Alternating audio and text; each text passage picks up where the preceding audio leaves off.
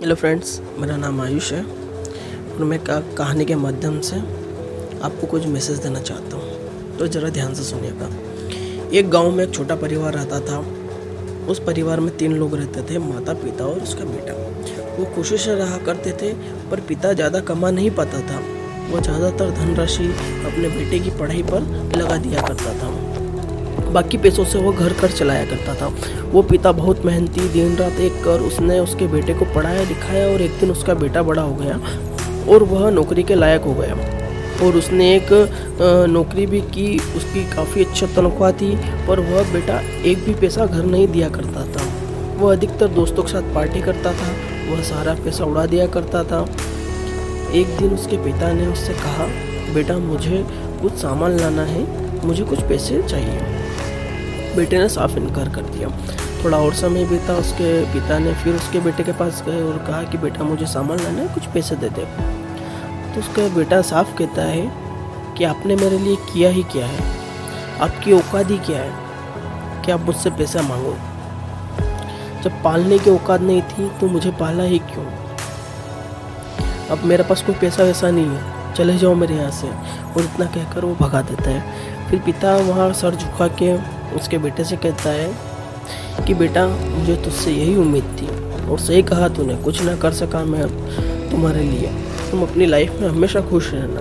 इतना कहकर पिता वहाँ चले जाता है। और उसके पिता जब ये सब उसके मुंह से ये सब सुनते हैं तो बहुत ही दिल को ठेस पहुँचती है, बहुत ही दुख होता है। और उस दुख में एक ही उसका साथ देता है, वो होता है उसकी पत्नी।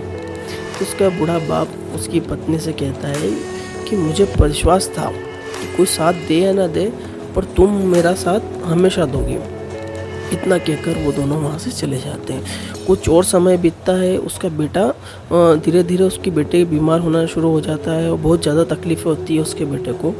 वो हर तरफ से ठोकर मिलती है उसको, क्योंकि माता और पिता का जो साया होता है उसके सर से चले जाता है। उस लड़के के जो प्रिय दोस्त, उसके जो बेस्ट फ्रेंड्स हुआ करते थे, वो भी उसका साथ छोड़कर कहीं और चले जाते हैं, क्योंकि उस लड़के के पास पैसा ख़त्म होने लगता है धीरे धीरे। पार्टियों के लिए पैसा नहीं रहता और वो बीमारी आधा पैसा उसकी बीमारी में लगा दिया करता था। ठीक है, उसकी नौकरी भी उसके हाथों से चली जाती है। फिर उसको एक मन में कुछ बात लगती है कि यार माता पिता होते तो ज़रूर मेरी सहायता करते। तो वो उसके माता पिता को उसके सामने पाता है और एक बात कहता है कि अपनों की कीमत उनके जाने के बाद पता चलती है, इसलिए समय रहते उनकी सहायता, उनकी लाठी बनो, ना कि उनका अपमान करो। क्योंकि माता पिता का जो रूप है वो भगवान का रूप है और उनकी सेवा कर लो तो भगवान खुद ही मिल जाएंगे।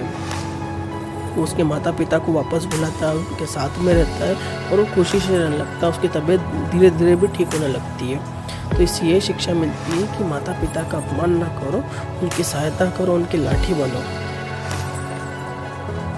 और अपनों को पहचानो कि अपनों की कीमत क्या होती है। Thank you guys.